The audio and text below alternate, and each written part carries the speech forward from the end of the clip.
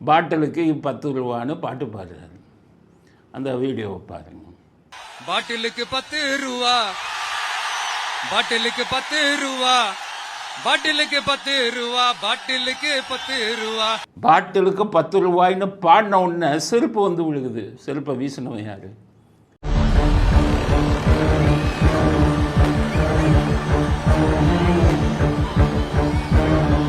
விஜயோட ரசிகர்கள் தானே அங்கே வந்திருக்காங்க.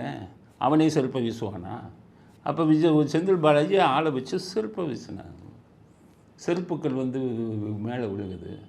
அந்த டைமில் தான் அடிக்கிறான்.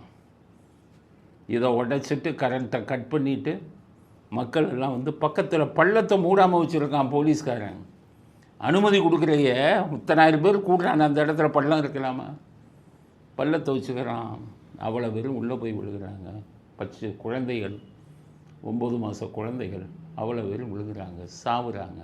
மரண ஓலம் இங்கே மரண ஓலம் வரும்போது இங்கே ஆஸ்பத்திரிக்கு போயிடுறாங்க அப்படின்னு இதில் வீடியோவில் வருது.